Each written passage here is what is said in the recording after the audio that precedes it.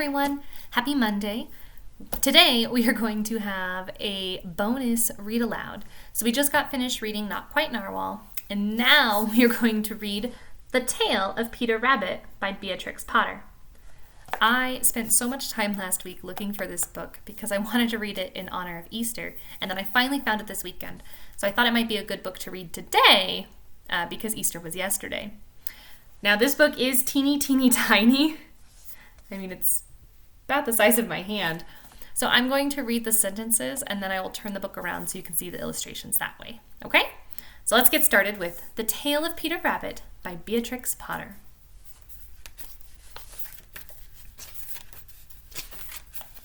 Once upon a time, there were 4 little rabbits, and their names were Flopsy, Mopsy, Cottontail, and Peter. They lived with their mother in a sandbank underneath the root of a very big fir tree. Isn't that cute? "Now, my dears," said old Mrs. Rabbit one morning, "you may go into the fields or down the lane, but don't go into Mr. McGregor's garden."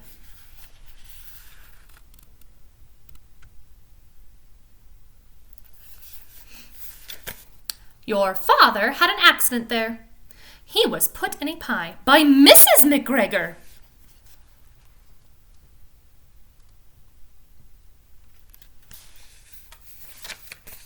"Now run along and don't get into mischief. I am going out."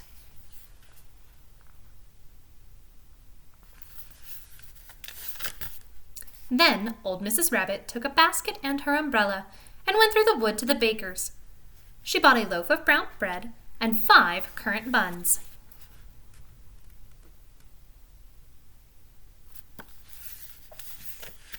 Flopsy, Mopsy, and Cottontail, who were good little bunnies, went down the lane to gather blackberries.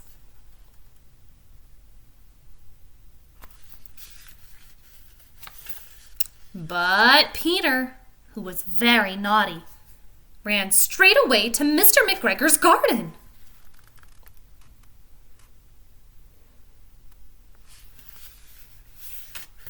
And squeezed under the gate.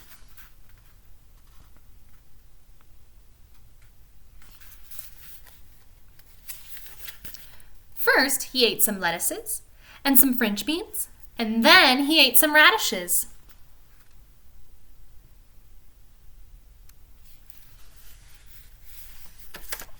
And then, feeling rather sick, he went to look for some parsley. So I think he ate too much and it upset his tummy. Poor little Peter. But round the end of a cucumber frame, whom should he meet but Mr. McGregor?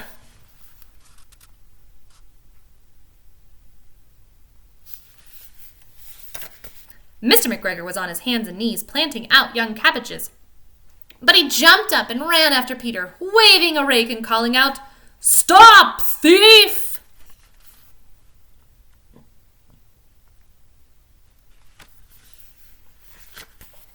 Peter was most dreadfully frightened. He rushed all over the garden, for he had forgotten the way back to the gate.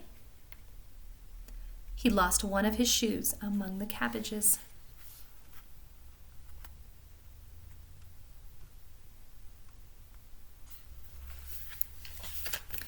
And the other shoe amongst the potatoes.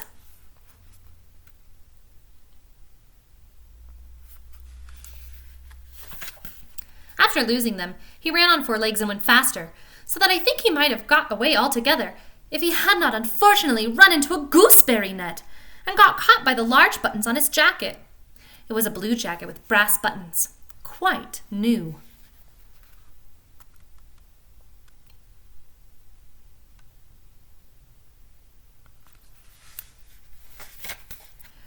Peter gave himself up for lost and shed big tears, but his sobs were overheard by some friendly sparrows, who flew to him in great excitement and implored him to exert himself.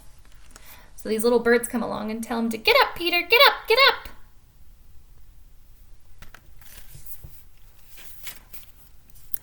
Mr. McGregor came up with a sieve, which he intended to pop upon the top of Peter, but Peter wriggled out just in time, leaving his jacket behind him.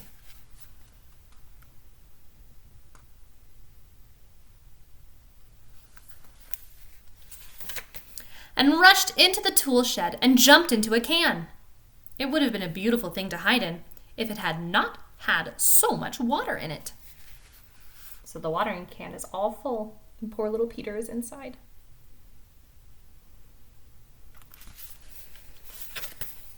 Mr. McGregor was quite sure that Peter was somewhere in the tool shed, perhaps hidden underneath a flower pot. He began to turn them over carefully, looking under each. Presently, Peter sneezed, "Ker-choo!" And Mr. McGregor was after him in no time.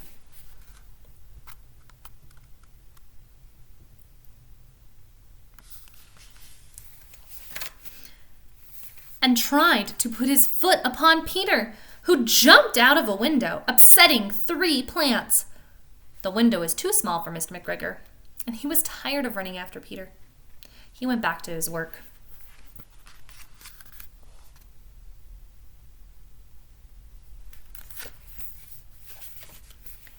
Peter sat down to rest. He was out of breath and trembling with fright, and he had not the least idea which way to go. Also, he was very damp with sitting in that can.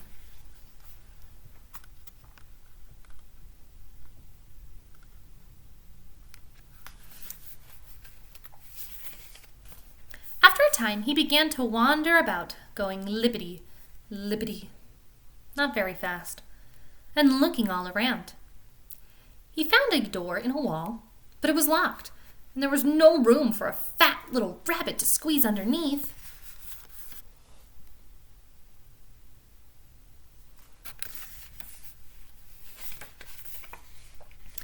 An old mouse was running in and out over the stone doorstep, carrying peas and beans to her family in the wood. Peter asked her the way to the gate, but she had such a large pea in her mouth that she could not answer. She only shook her head at him. Peter began to cry.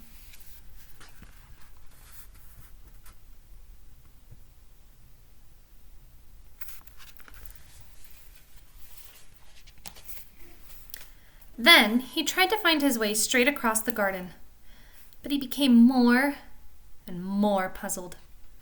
Presently he came to a pond where Mr. McGregor filled his water cans. A white cat was staring at some goldfish. She sat very still, but now and then the tip of her tail twitched as if it were alive. Peter thought it best to go away without speaking to her. He had heard about cats from his cousin, little Benjamin Bunny.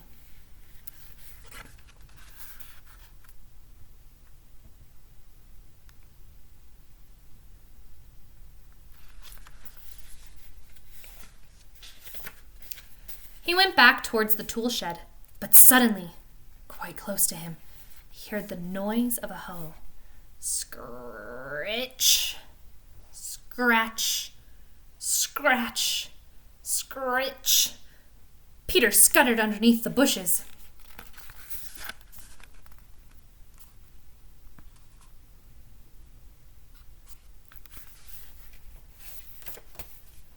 But presently, as nothing happened, he came out and climbed upon a wheelbarrow and peeped over.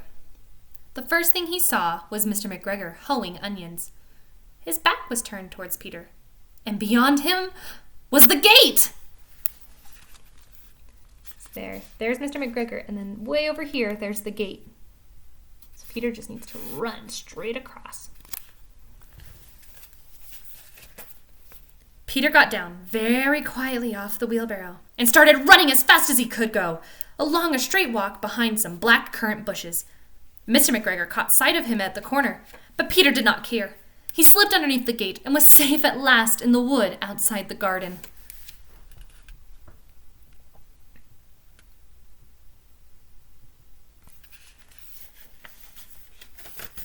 Mr. McGregor hung up the little jacket and the shoes for a scarecrow to frighten the birds. Or the blackbirds. I don't think that's scaring them very much, though.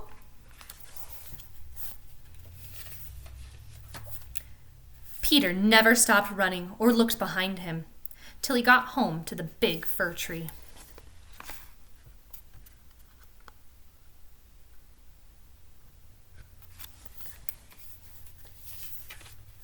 He was so tired that he flopped down upon the nice soft sand on the floor of the rabbit hole and shut his eyes.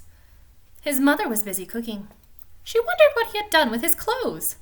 It was the second little jacket and pair of shoes that Peter had lost in a fortnight. There he is, so tired.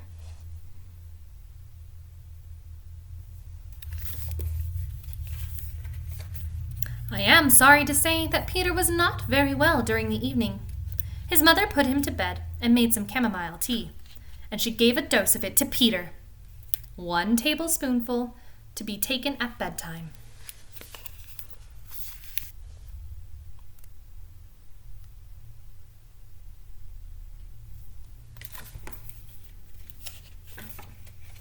But Flopsy, Mopsy, and Cottontail had bread and milk and blackberries for supper.